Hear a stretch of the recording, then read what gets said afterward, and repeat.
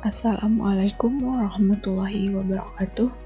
Nama saya Desi Rahmadani Telambanua, NIM 4193321012, kelas PSPFC 2019 dengan mata kuliah Asesmen dan Pengukuran Pembelajaran Fisika. Nah, di sini kali ini saya akan membuat video uji validitas dan uji reliabilitas dengan tujuan untuk mengetahui kevalidan angket tersebut. Nah, di sini ada perlu yang kita siapkan. Yang pertama, angket dengan adanya responden, ada nomor soal dan total, ada Airtable dan aplikasi SPSS. Nah, sebelumnya kita membuka dulu aplikasi SPSS. Nah, aplikasi ini juga digunakan untuk mengetahui kevalidan angket, dapat membuat juga statistik suatu data. Nah, di sini inilah tampilan awalnya, maka klik New Datasheet. Ini kita minimize dulu. Oke.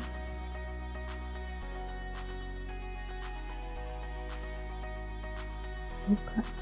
Nah, di sini kita datang ke data view, buka data respon yang di Excel, yang di bagian nomor soal ini di copy sampai ke total. Lalu kita masuk ke aplikasinya, kita di paste, Ctrl V, udah muncul.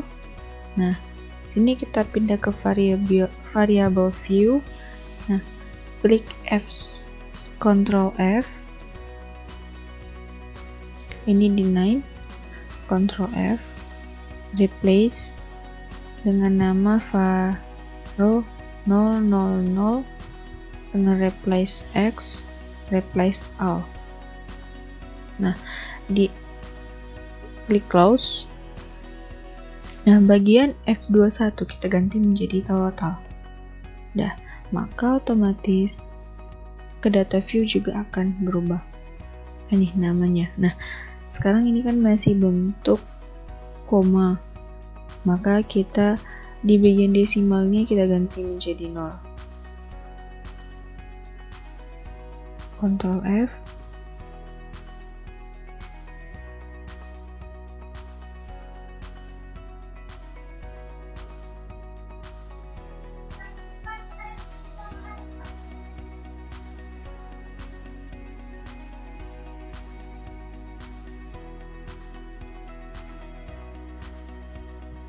Oke, selesai. Maka otomatis ke data view juga akan berubah. Nah, kita akan menguji validitas, yaitu klik analis, maka correlate, pilih bivariate. Nah, ini kita Ctrl A, kita pindahkan ke kanan. Nah, klik Pearson, klik Fact Significant Correlation. Oke. Nah, sudah sini ada munculnya data. Di sini akan saya sedikit jelaskan kepada teman-teman semua. Nah, di sini ada uji validitas dengan tujuan mengetahui kevaliditas angket. Nah, R hitung lebih besar daripada R tabel itu sama dengan itu dikatakan valid, sedangkan R hitung lebih kecil dari R tabel maka dikatakan tidak valid. Nah, mungkin teman-teman bertanya R tabel itu apa? Nah, R tabel itu tabel yang telah ditentukan dengan signifikan 5% dan 1%. Nah, dengan data responden kita ada 15, maka di sini nilainya 0,514. Otomatis ini saya udah tulis 0,514. Nah, otomatis jika R hitung itu besar dari R tabel maka itu dikatakan valid. Maka kita coba lihat dulu.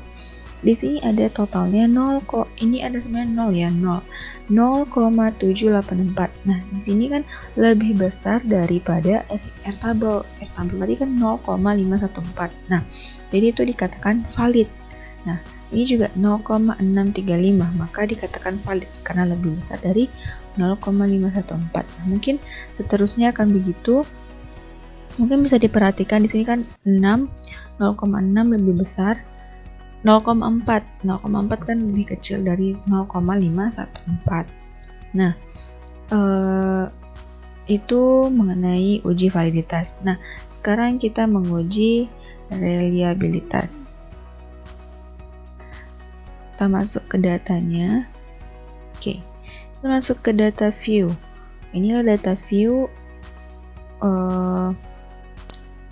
dari 20 soal tadi dengan total dan 15 responden. Nah, kita klik analis ke scale reliability analysis. Oke, ini kita Ctrl A, kita pindahkan ke kanan kecuali total, kita pindahkan. Ini dalam bentuk alpha, maka oke.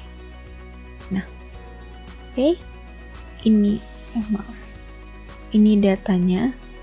Baik, kita buka dulu. Saya akan jelaskan sedikit. Nah, di sini dikatakan uji reliabilitas. Nah, uji reliabilitas ini dikatakan konsisten jika alfanya lebih besar daripada R-table. Nah, tadi kan kita sudah mengetahui R-table itu 0,514. Nah, maka sedangkan dikatakan dia tidak konsisten jika alpha lebih kecil dari R-table. Mari kita lihat. Nah, di data yang sudah jelas di sini dari aplikasi SPSS, alphanya di sini 0,750. Nah, berarti lebih besar dari 0,514, maka uji reliabilitas itu dikatakan konsisten. Baik, itu saja penjelasan mengenai uji validitas dan uji reliabilitas. Jika ada yang mau bertanya, silakan, bisa WA, bisa juga email, saya akan cantumkan di bawah, dan R-table nanti saya akan berikan linknya di link deskripsi di bawah. Baik, terima kasih. Assalamualaikum.